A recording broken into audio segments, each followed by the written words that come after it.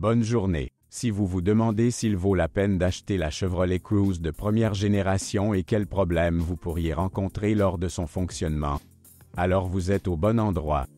Il n'y a donc aucune plainte concernant la résistance à la corrosion de la carrosserie de la Cruze. À cet égard, la berline produite sous la marque Chevrolet n'est en rien inférieure à l'Opel Astra J. La carrosserie de la Cruze vieillit lentement, de sorte que la plupart des voitures âgées de 8 à 9 ans semblent toujours assez attrayantes. À tout le moins, il y aura très peu de signes évidents de corrosion sur des exemplaires sans accident. C'est une autre affaire si la voiture a été impliquée dans un accident et a ensuite été mal réparée. Dans ce cas, des poches de rouille peuvent apparaître là où elles ne devraient en principe pas exister. La peinture de la Cruze est douce et subtile. Ainsi, des éclats aux endroits les plus vulnérables, sur les seuils, au niveau des passages de roues, sur les bords inférieurs des portes, se forment rapidement et en grand nombre.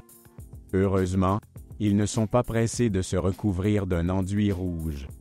Mais il ne faut pas complètement ignorer les dégâts. L'éteinter retardera l'apparition de la corrosion. Cependant, si un ou plusieurs éléments de carrosserie sont remplacés, les réparations ne seront pas très coûteuses. Il existe de nombreuses pièces détachées non originales de bonne qualité pour la Chevrolet Cruze. Un autre avantage est que la Cruze ne dispose pas d'optique LED coûteuse. Le phare d'origine coûtera 2 fois plus cher. Quoi qu'on en dise, malgré son apparence solide, la Chevrolet Cruze a été conçue à l'origine comme une voiture assez économique. Il n'est pas surprenant que l'épaisseur du métal du corps soit faible. À certains endroits, il se bosse facilement même avec une légère pression. Non seulement le constructeur, mais aussi les concessionnaires officiels Chevrolet ont profité de l'occasion pour économiser de l'argent. Souvent, en cas d'événement assuré sur les voitures des assurés Casco, l'élément de carrosserie endommagé n'était pas entièrement remplacé, mais seulement repeint. C'est également la raison pour laquelle de nombreuses Cruze sur le marché secondaire ont des couleurs cosmétiques sur les ailes, les portes et le capot. Si le vendeur peut prouver le fait que les travaux ont été effectués à l'aide de documents, les parties de carrosserie repeintes peuvent être facilement tolérées. Il y aura probablement des défauts mineurs non seulement sur la carrosserie, mais aussi sur les pare-chocs avant et arrière.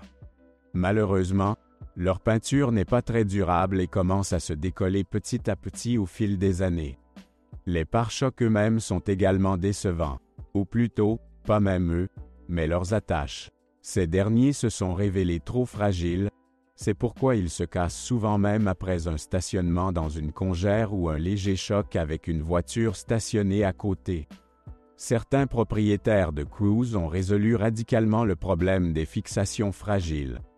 Des rivets en plastique standard ont été percés et des pièces en aluminium beaucoup plus fiables ont été installées à leur place. Extérieurement, l'intérieur de la Chevrolet Cruze fait encore maintenant une impression très agréable.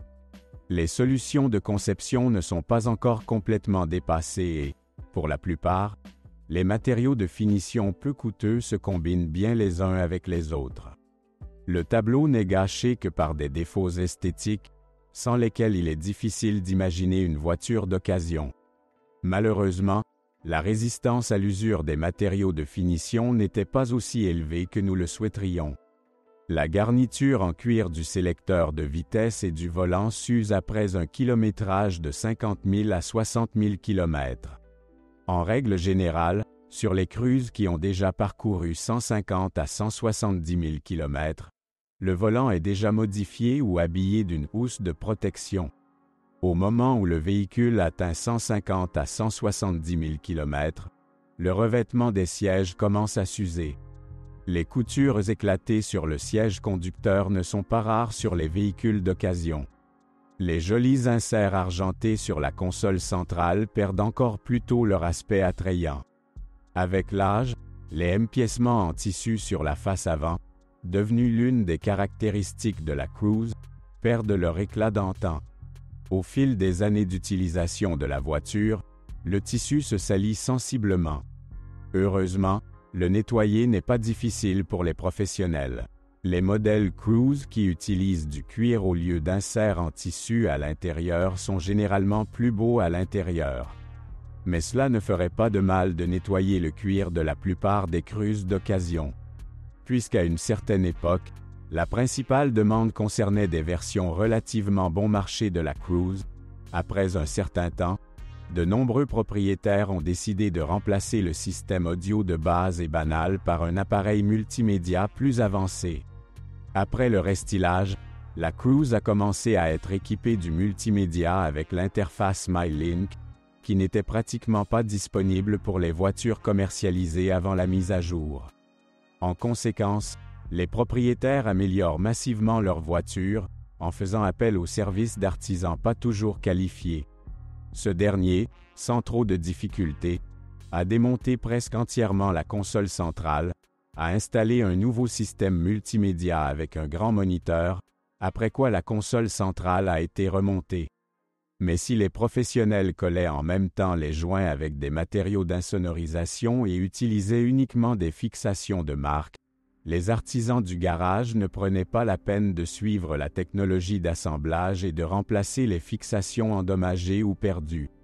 En conséquence, dans certaines Chevrolet Cruise d'occasion, le plastique intérieur est conservé presque en liberté conditionnelle. D'où les nombreux craquements et grillons, bien que l'intérieur de la Cruise puisse difficilement être qualifié de silencieux. Dans tous les cas, des bruits parasites sont apparus après un kilométrage de 50 à 60 000 km, après quoi ils sont devenus encore plus nombreux. Au départ, la Chevrolet Cruise était pratiquement exempte de problèmes électriques. Certes, avec l'âge, ils augmenteraient un peu, mais en général, à cet égard, la voiture resterait manifestement sans problème. Et tout aurait été bien, mais cette fois aussi, les propriétaires ont eu leur mot à dire, voulant rendre leur voiture encore meilleure. Faites attention aux cruises qui passent.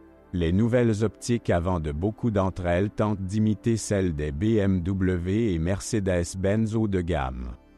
Peut-être que les cils, les bandes LED et les anneaux sont vraiment superbes de l'avis des propriétaires, mais les revendeurs officiels n'ont pas entrepris de telles décorations et les garagistes faisaient rarement parfaitement leur travail.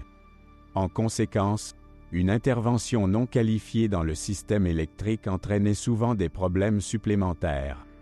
La situation est similaire avec l'auto-installation de systèmes multimédia non standards, qui ont ensuite souvent été reflash accent aigu S à plusieurs reprises. Si nous parlons des défauts inhérents au système électrique de la Chevrolet Cruise, il y en aura très peu. Il a été remarqué que le câblage sous le capot n'aime pas beaucoup l'humidité. Il vaut donc mieux ne pas abuser du lavage du compartiment moteur. En même temps, vous devez ralentir devant des flaques d'eau profondes. Il existe des cas connus où les systèmes électriques sont tombés en panne après les avoir surmontés à grande vitesse. La batterie standard n'a pas bien fonctionné. Le nombre de consommateurs d'énergie dans la Cruise est relativement faible. Sa durée de vie de 3 à 4 ans semble donc franchement courte. Cependant, vous ne pourrez plus trouver de batterie standard dans n'importe quelle Cruise d'occasion. Ils ont été remplacés depuis longtemps. Une autre chose est qu'il est peu probable que les batteries non originales durent plus longtemps, car le système de contrôle intelligent du courant est généralement responsable de leur sous-charge ou de leur surcharge. D'autres dysfonctionnements typiques sont la défaillance des bobines d'allumage et de divers capteurs. Parfois, les propriétaires de Cruise sont confrontés à la nécessité de remplacer le capteur de pédale de frein. Le capteur lui-même est assez peu coûteux, mais s'il tombe en panne, l'électronique détecte une erreur dans l'unité du système de freinage anti-blocage, après quoi plusieurs voyants clignotent dans le combiné d'instruments. De temps en temps, les propriétaires se plaignent également de la faiblesse des douilles des ampoules des phares. Mais dans ce cas, il ne faut pas blâmer les créateurs de la Cruise. Les plaintes ne sont reçues que lorsque commence l'amélioration indépendante de la conception du véhicule. À savoir l'utilisation de lampes de plus grande puissance. Tous les moteurs Chevrolet Cruise sont bons à leur manière. Le groupe motopropulseur de base est un 4 essence de 1,6 litres de la famille F16D3, F16D4. Les deux séries ont été installées à un moment donné sur plusieurs modèles Opel, où elles portaient l'indice d'usine Z16XZ16XER. Le moteur F16D3 de 1,6 litres, plus faible, en différentes versions, est produit depuis le milieu des années 90 du siècle dernier et a fait ses preuves. Ses caractéristiques techniques sont un entraînement par courroie du mécanisme de distribution de gaz, la présence de compensateurs hydrauliques et l'absence de déphaseurs. La conception simple est devenue la clé d'une excellente maintenabilité et d'une grande fiabilité. Un autre avantage incontestable du moteur 1,6 litres de la version F16D3 réside dans les pièces de rechange peu coûteuses. Quant à la ressource, elle s'étend sur au moins 250 à 300 000 km. Bien que les problèmes mineurs commencent plus tôt, habituellement, au bout de 200 000 km, le moteur commence à consommer de l'huile, après quoi l'appétit en huile ne fait qu'augmenter. Quant au point faible, il s'agit notamment du collecteur d'échappement, sujet aux fissures. Le collecteur d'admission est également considéré comme relativement faible. Vous pouvez également vous plaindre du court intervalle de remplacement de la courroie de distribution. La courroie de distribution doit être remplacée tous les 60 000 km. Vous devrez nettoyer le papillon des gaz de la saleté encore plus souvent. En moyenne tous les 30 000 à 40 000 km. Le moteur de 1,6 litres de la série F16D4 est structurellement similaire au groupe motopropulseur de 1,8 litres de la série F18D4. Par rapport à l'ancien moteur, la conception est devenue plus complexe. Par exemple, des déphaseurs y sont apparus, ainsi qu'un thermostat contrôlé. La durée de vie de la courroie de distribution est également légèrement plus longue. Officiellement, il est capable de parcourir jusqu'à 120 000 km. Bien que de nombreux propriétaires de cruise préfèrent ne pas prendre de risques et entretenir la courroie de distribution tous les 60 000 km. Une autre procédure obligatoire consiste à régler le jeu des soupapes. Elle doit être effectuée tous les 50 à 60 000 km. Le point faible des moteurs F16D4, F18D4 est l'échangeur thermique situé sous le collecteur d'échappement. Pour les propriétaires qui n'attendent pas que le moteur se réchauffe et commencent à le faire froid, la situation évolue comme suit. L'échangeur de chaleur perd son étanchéité, après quoi l'huile commence à pénétrer dans l'antigel. En conséquence, la capacité des radiateurs à refroidir le moteur se détériore fortement. Une autre situation est également possible. Si de l'antigel pénètre dans l'huile, cela entraînera très probablement une panne de la pompe à huile et des problèmes avec les chemilles. Le pire des cas est que le pétrole commence à couler, plus précisément, sur un catalyseur chaud. Heureusement, de tels cas sont très rares, puisque tout peut se terminer par un incendie dans le compartiment moteur. À propos, un échangeur de chaleur qui fuit indique clairement que l'ancien propriétaire n'a pas pris soin du groupe motopropulseur pendant la saison froide. Les problèmes restants des moteurs de 1,6 et 1,8 litres ne sont pas si terribles. Au fil du temps, les déphaseurs commencent à fonctionner. Si le nettoyage des vannes déphaseurs ne vous aide pas, vous devrez débourser de l'argent pour remplacer les pièces assemblées. Parfois, l'électronique détecte une erreur dans l'élément chauffant du thermostat, ce qui entraîne une détonation et une surchauffe. Heureusement, ce problème se produit très rarement. Après le restylage, la Chevrolet Cruze a commencé à être équipée d'un moteur véritablement moderne, un bloc essence turbocompressé de 1,4 litres de la série à un 4 NET. En termes de caractéristiques dynamiques, une copie avec un moteur de 1,4 litres est la meilleure option. Bien sûr, la présence d'une turbine et d'un entraînement par chaîne du mécanisme de distribution de gaz rend le fonctionnement de la Cruze de 1,4 litres un peu plus coûteux. mais la différence avec les exemplaires équipés de moteurs atmosphériques de 1,6 et 1,8 litres est en réalité assez insignifiante. Le remplacement du variateur de synchronisation, en raison de sa simplicité, est peu coûteux. Si, lors de l'entretien du mécanisme de distribution de gaz, vous vous limitez au remplacement de la chaîne, les coûts peuvent être réduits en toute sécurité de 1,5 à 2 fois. Selon les conditions de fonctionnement, la durée de vie de la chaîne de distribution est estimée entre 120 et 180 000 km. Bien sûr, il existe des cas où la chaîne doit être remplacée avant même un kilométrage de 100 000 km, mais c'est plutôt une exception à la règle. Sur un moteur 1,4 litres, la chaîne de distribution n'a en principe pas tendance à sauter. La turbine KKKK03 a également fait ses preuves. Avec un fonctionnement correct, il peut facilement supporter 180 à 200 000 km. Il ne faut pas s'attendre à de mauvaises surprises avec une simple injection distribuée. En conséquence, le moteur turbo de 1,4 litres peut être considéré comme la meilleure option pour la Chevrolet Cruze. De plus, il n'est apparu qu'après restylage, c'est pourquoi on ne le retrouve que sur des exemplaires assez récents. La transmission manuelle de la Cruze fonctionne depuis longtemps sans problème.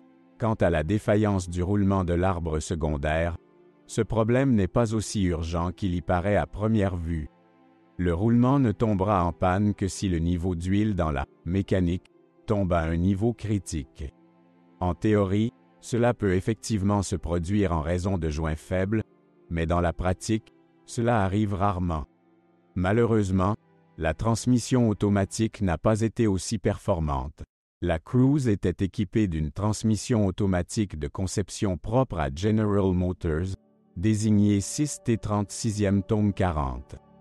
De nombreux propriétaires ont rencontré les premiers problèmes avec une transmission automatique après un kilométrage de 50 000 km. En outre, un composant mécanique faible, une tendance à la surchauffe et un corps de soupape capricieux sont les principaux points faibles de la transmission automatique Chevrolet Cruze. À 100 000-120 000 km, la transmission automatique commence à changer de vitesse avec des à-coups notables, après quoi vous devez choisir entre deux scénarios. La première consiste à remplacer les garnitures de verrouillage du convertisseur de couple. Dans ce cas, la box durera assez longtemps avant de grosses réparations. La seconde est d'essayer d'économiser de l'argent et, malgré les chocs lors du changement, de continuer à rouler. Dans ce cas, la partie mécanique de la box sera rapidement tuée, après quoi les réparations seront encore plus coûteuses. En plus des garnitures de blocage du moteur à turbine à gaz, la majeure partie du remplissage du caisson et des bagues devra être remplacée. Bien sûr, il y a des cas où la Cruze, automatique, a résisté à 200 000 à 250 000 km sans aucun commentaire particulier. Mais seuls les propriétaires de Cruze qui changeront scrupuleusement l'huile de la boîte de vitesse tous les 40 000 km et renonceront pour toujours au démarrage rapide et à la conduite agressive peuvent compter sur cela. Il n'est pas difficile de deviner que de tels spécimens ne se trouvent pas sur le marché secondaire. Cependant, il ne faut pas abandonner votre recherche d'une Cruze à transmission automatique et choisir définitivement parmi les exemplaires à transmission manuelle. Un énorme avantage d'une transmission automatique de DM réside dans les pièces de rechange peu coûteuses et les réparations abordables. Surtout lorsqu'il s'agit de corriger quelques manquements peu graves.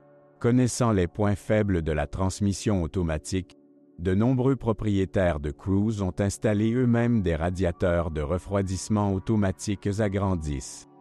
Il est possible qu'ils soient déjà installés dans le véhicule sélectionné. Sinon, l'installation dans un service spécialisé sera peu coûteuse. Ne vous inquiétez pas de changer l'huile de transmission trop souvent. Au lieu de l'huile d'origine, vous pouvez utiliser des huiles de classe DVI de haute qualité provenant de n'importe quel fabricant de confiance. En conséquence, les coûts seront réduits plusieurs fois. Structurellement, la suspension Chevrolet Cruze est simple, ce qui a un effet bénéfique sur sa fiabilité. La suspension arrière utilise 2 poutres silencieuses, qui ne nécessiteront une attention particulière que lors d'une conduite de 200 000 km. Les leviers du mécanisme Watt peuvent résister à moins de 150 000 km. Les amortisseurs peuvent supporter jusqu'à 100 000 km. La ressource en consommable dans la suspension avant est généralement moindre. Les premiers à être remplacés seront les blocs silencieux des leviers, qui résistent rarement à plus de 50 000 km. Les rotules et les amortisseurs durent plus longtemps, au moins 100 000 km. Avec une conduite prudente sur de bonnes routes, ils peuvent parcourir même 130 à 140 000 km. Cependant, même s'il faut donner vie à la suspension, tuée, il est peu probable que le budget familial soit sérieusement affecté. Il existe de nombreuses pièces de rechange non originales bon marché pour la suspension Chevrolet Cruise. La direction utilise une direction assistée hydraulique classique. La pompe d'amplificateur standard s'est avérée trop faible. C'est pourquoi elle est souvent remplacée à la première occasion par une unité similaire d'Opel. Le fait qu'il ne soit pas interchangeable dans les catalogues de l'entreprise ne joue aucun rôle. Il n'y a aucune plainte concernant la crémaillère de direction. Il ne commence à frapper que lorsque le kilométrage approche 120 à 130 000 km. Les fuites ne sont pas du tout typiques de la crémaillère de direction Cruise. Sur les quelques Chevrolet Cruise importés dans notre pays depuis le marché européen ou américain, le surpresseur hydraulique sera remplacé par un surpresseur électrique d'ACDelco. Ce n'est qu'après le restylage que le booster électrique a commencé à être installé sur certaines versions de Cruise assemblées dans notre pays. Le point faible de l'amplificateur électrique est son module de connexion. L'humidité pénètre progressivement sous le couvercle du connecteur, ce qui, combiné à de mauvais contacts, entraîne un grillage du module. Les plaquettes de frein qui grinçant sont un problème sur toutes les Chevrolet Cruise. Malheureusement, il ne sera pas possible de se débarrasser des grincements même après avoir remplacé les plaquettes standards, car les bruits parasites sont causés par les caractéristiques de conception du système de freinage, que General Motors n'a pas voulu abandonner depuis plus de 10 ans. Il faudra également faire attention aux étriers arrière. Lorsque vous travaillez longtemps avec des coussinets usés, ils commencent à se détériorer. Un autre problème typique, commun à de nombreux modèles Opel apparentés, est la pénétration d'humidité dans les câbles de frein à main. Connaissant cette caractéristique, les propriétaires attentionnés traitent les gaines de câbles avec de l'huile avant même l'arrivée du froid. Les raisons pour lesquelles, jusqu'à récemment, la Chevrolet Cruise était l'une des 5 voitures étrangères les plus populaires sur notre marché sont évidentes. Les Coréens, en collaboration avec les Américains, ont réussi à créer une voiture très équilibrée dans ses caractéristiques de performance, attrayante et assez fiable. Et bien que la Cruise ne soit pas sans faiblesse, celles-ci sont connues depuis longtemps et les réparations possibles en raison du grand nombre de pièces de rechange non originales sont dans la plupart des cas très peu coûteuses. Si vous êtes propriétaire, assurez-vous de laisser un commentaire sur cette voiture. Votre avis aidera certainement les autres à choisir une voiture.